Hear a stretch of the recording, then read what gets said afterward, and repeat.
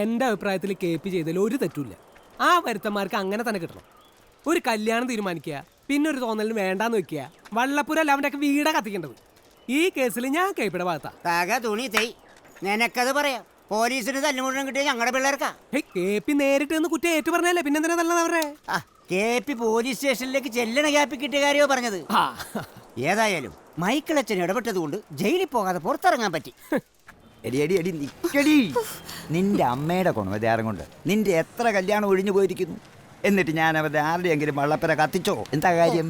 അച്ഛന് തീരെടുത്ത് നിൽക്കാൻ പറ്റൂലല്ല. കാരണം എന്താ, അകത്ത് മുഴുവൻ മണ്ണെണ്ണയല്ലേ. അതല്ല, ഈ കല്യാണം എന്ന് പറയുന്നത് ഒരു അപകടമാണ്. അത് ഓർക്കാപ്പുറത്ത് പെട്ടെന്ന് സംഭവിക്കണം. കല്യാണം വെടിക്കട്ടാ. ആ കാരണൊരു കാരണം നമ്മുടെ മോഹനും അപ്പച്ചനും ഒക്കെ തല്ലുകൊണ്ടില്ല. എനിക്ക് ഒരുപാട് സങ്കടമുണ്ട് ഉണ്ണി കണ്ട. തുണി തൈ അപ്പൊ തന്നെ മകന് കിട്ടിയതാ. അതിലെനിക്ക് സന്തോഷമേ ഉള്ളൂ. എന്നെ കൊണ്ട് ചെയ്യാൻ പറ്റാഞ്ഞത് പോലീസുകാരെ കൊണ്ട് ചെയ്യാൻ കഴിഞ്ഞല്ലോ. അല്ല സെക്രട്ടറി, നഷ്ടപരിഹാരം എന്ത് കൊടുക്കേണ്ടി വരും? വള്ളത്തിന് കേടുപാട് പറ്റാത്തതുകൊണ്ട് രക്ഷപ്പെട്ടു. ഇനിയിപ്പോ ആ വള്ളപ്പുരം ഒന്ന് കെട്ടി കൊടുത്താൽ മതി. അതും താമരയുടെ തലയിലായി. ഏത് നേരത്തെ ഇങ്ങനെ ദുർബുദ്ധി തോന്നിയെന്ന് അറിയില്ല. എന്റെ തെറ്റ ഞാൻ തന്നെ അനുഭവിക്കണം. എന്തെങ്കിലും പറയാനുണ്ടെങ്കിൽ ഉറക്കെ പറയണം. എന്നോടുള്ള ദേഷ്യം തീർക്കാൻ പാത്രങ്ങൾ ഇങ്ങനെ എറിഞ്ഞ് ചളുക്കണ്ട. അപ്പൊ ദേഷ്യപ്പെടേണ്ട കാര്യങ്ങൾ ചെയ്തെന്ന് ബോധ്യമുണ്ടല്ലേ? ദേഷ്യപ്പെടാനും സങ്കടപ്പെടാനും എല്ലാവർക്കും അവകാശമുണ്ട്. എനിക്ക് ദേഷ്യം ബന്ധപ്പെടാൻ വള്ളപ്പര കത്തിച്ചത് അത് തെറ്റായി പോയിന്ന് തോന്നുന്നുണ്ടെന്ന് ഞാൻ ചോദിച്ചത്. നിനക്ക് ദേഷ്യം ബന്ധപ്പെട്ട് നീ പാത്രങ്ങൾ എറിഞ്ഞത് തെറ്റായി പോയി നിനക്ക് തോന്നുന്നുണ്ടോ? ഞാൻ കാശ് കൊടുത്ത് വാങ്ങി എന്റെ പാത്രങ്ങൾ ഞാൻ എറിയണ പോലെയാണോ മറ്റുള്ളവരുടെ വെള്ളപ്പുര കത്തിക്കണത്? പിന്നെ എന്റെ സ്വന്തം കാശ് മുടക്കി അവരോട് വള്ളപ്പര പറഞ്ഞു കൊടുത്തിട്ട് എനിക്ക് കത്തിക്കാൻ പറ്റുമോ? KP വെറുതെ തർക്കിക്കാൻ വരരുത് കേട്ടാ. KP വന്നതിന് ശേഷം എന്തെല്ലാം പ്രശ്നങ്ങൾ ഉണ്ടായിക്കണേ. ആദ്യം വല മുറിച്ചു, പിന്നെ എന്റെ ചിട്ടിക്കാശ് കൊണ്ടുപോയി നശിപ്പിച്ചു. ഇപ്പതാ എല്ലാരും പോലീസ് സ്റ്റേഷനിൽ. വല മുറിച്ചത് അറിവില്ലാത്തതുകൊണ്ട് തന്നെ. പക്ഷെ ചിട്ടിക്കാശ് മുടക്കിയത് നിനക്ക് വേണ്ടിയാ. ശരിയാ, എല്ലാം സമ്മതിച്ചു. നിന്റെ കാശാ. നിനക്കറിയാവോ, കോടികളുടെ ആസ്തിയുള്ളവനായി KP. പക്ഷെ പറഞ്ഞിട്ടെന്താ, ഇപ്പൊ പിച്ചക്കാരന്റെ അവസ്ഥയാ. നിന്നെ സ്വന്തം മകളായിട്ട് തന്നെ ഞാൻ കണ്ടിട്ടുള്ളൂ. കല്യാണം ഒഴിവ് പറഞ്ഞപ്പോൾ അവരോട് വൈരാഗ്യം തോന്നിയത് അതുകൊണ്ടാ. അവരെന്താ നിന്നെ പറ്റി എന്നോട് പറഞ്ഞെന്നറിയാവോ? ഒറ്റയ്ക്ക് ജീവിക്കുന്ന ഒരു പെണ്ണിന്റെ സ്വഭാവശുദ്ധിയിൽ അവർക്ക് വിശ്വാസമില്ലെന്ന്.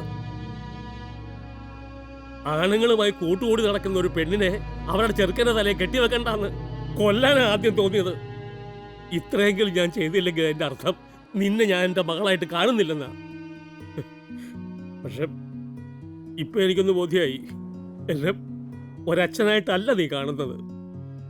നിനക്ക് ഞാൻ വെറും ഒരു കാവൽക്കാരനാണ്. കാവൽക്കാരൻ.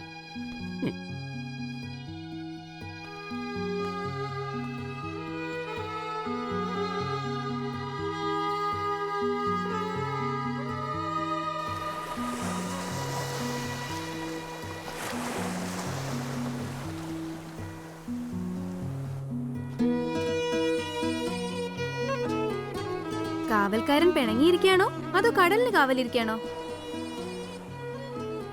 ഈശ്വരാ, ചെവി കേൾക്കാത്ത ഒരാളെയാണല്ലോ ഞാൻ കാവല് നിർത്തിയിരിക്കണേ. ഏയ്, ഇങ്ങോട്ടൊന്ന് നോക്ക്.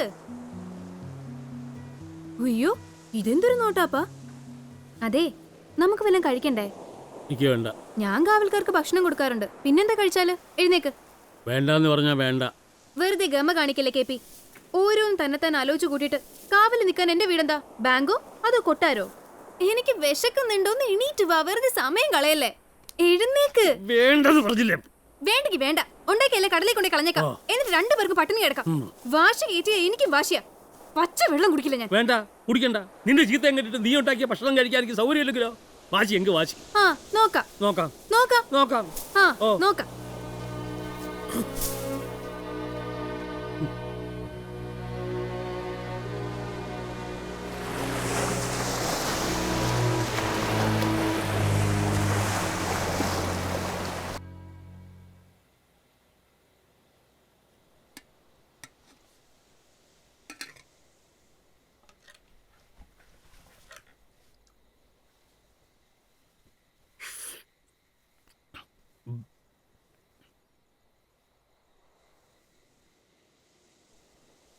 നിനക്ക് വിഷമാവുമല്ലോ എന്ന് കരുതി ഞാൻ തോറ്റു തന്നൊന്നുമല്ല. പട്ടിണി കിടന്ന ആദ്യം ചാകുന്ന ഈ കളവനായിരിക്കും. അങ്ങനെ ഞാൻ ചത്തിട്ട് നീ സമാധാനമായിട്ട് ജീവിക്കണ്ട. എന്നാലും ഒന്ന് വിളിക്കാൻ കൂടി ചെയ്യാണ്ട് ഒറ്റയ്ക്കിരുന്ന് തട്ടേണ്. എന്തിനാ വിളിക്കുന്നത്? ഉടമസ്ഥ ഒരു കാവൽക്കാരൻ്റെ കൂടെ ആഹാരം കഴിക്കാറില്ലല്ലോ. എന്നാ ഈ ഉടമസ്ഥ കാവൽക്കാരന്റെ കൂടെ ഇരുന്നേ ആഹാരം കഴിക്കും. കാര്യം എന്താണെന്നറിയോ? സ്വന്തം അച്ഛൻ തന്നെ അവളുടെ കാവൽക്കാരൻ. വേണ്ട വേണ്ട, സോപ്പൊന്നും ഇടണ്ട. ഞാനിപ്പോ ഒരു ശല്യക്കാരനായിട്ടാണ് എനിക്ക് തോന്നുന്നത്. തോന്നലല്ല, ശല്യം തന്നെയാ. പുറംകടലിൽ വള്ളമായിട്ട് പോകുമ്പോ ചില തിരകളും കാറ്റും ഒക്കെ ശല്യമായിട്ട് വരും. കാറ്റിനെയും തിരകളെയൊക്കെ മറികടന്ന് മീൻ പിടിക്കുമ്പോഴേ ഒരു രസമുള്ളൂ. അതുകൊണ്ട് ചില ശല്യങ്ങളൊക്കെ എനിക്ക് ഇഷ്ടാ.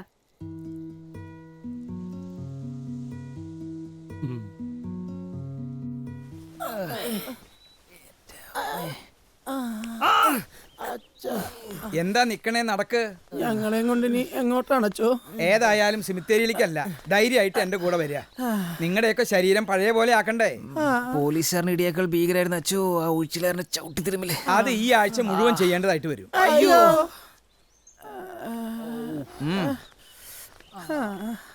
ദോഷം പറയരുതല്ലോ, നമ്മുടെ പോലീസുകാർക്ക് നല്ല ആരോഗ്യ. എങ്ങനെയുണ്ട്? പിന്നെ നല്ല സുഖല്ലേ. ചങ്ങനാശ്ശേരിയിൽ നാടകം മുടങ്ങിയപ്പോ ഉത്സവ കമ്മിറ്റിക്കാര് തന്ന അതേ സുഖം. നിനക്കൊന്നും തോന്നരുത് താമരെ. ആ KP പോലത്തെ ഒന്ന് രണ്ട് അച്ഛന്മാരെ കൂടെ എടുക്കാണ്ടാവോ? എടി, അച്ഛനില്ലാത്ത നിനക്ക് അച്ഛനുണ്ടായൊക്കെ നല്ല കാര്യം തന്നെ. പക്ഷെ ഇങ്ങനെ പോയാൽ ഞങ്ങളുടെ അച്ഛന്മാർക്ക് മക്കളില്ലാണ്ടായി പോവും. നിനക്കൊരച്ഛനെ വേണമെന്നുണ്ടെങ്കിൽ എന്റെ അച്ഛനെ ദത്തെടുക്കായിരുന്നില്ലേ? അല്ലെങ്കിൽ കടപ്പുറത്ത് എന്തോരം അച്ഛന്മാരുണ്ട്. ഒറിജിനൽ അച്ഛൻ വരെ ഉണ്ട്. കഴിഞ്ഞത് കഴിഞ്ഞു, ഇനിയിപ്പൊ ഇവളെ പഴിച്ചിട്ട് എന്താ കാര്യം? എന്നാലും താമരെ, കേട്ടിടത്തോളം അയാള് നിനക്കൊരു തലവേദന. കഴിയുന്നതും വേഗം നല്ല രീതിയിൽ പറഞ്ഞു വിടാൻ നോക്ക്. വേണ്ടച്ചോ, ഇനി KPയുടെ ഭാഗത്തുനിന്ന് ഒരു കുഴപ്പം ഉണ്ടാവാണ്ട് ഞാൻ നോക്കിക്കോളാം. ഇവള് നമ്മളെ കൊല്ലിച്ചടക്കോളൂട്ടാ. ദേ ഇങ്ങോട്ട് നടന്നേ, പണിയുണ്ട് വാ.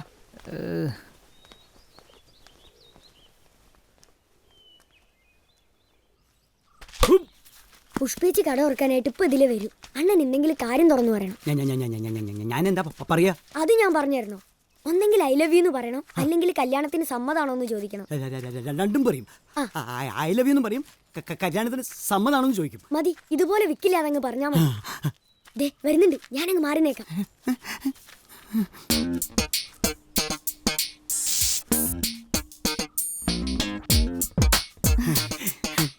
എന്താ ചന്ദ്രേട്ടാ ഇവിടെ ഇങ്ങനെ നിക്കണേ? I I I I I I I I I love you. ഐല ഓ, അയില വാങ്ങിക്കാൻ പോണേണോ? അതല്ല, പിന്നെ കല്യാണത്തിന്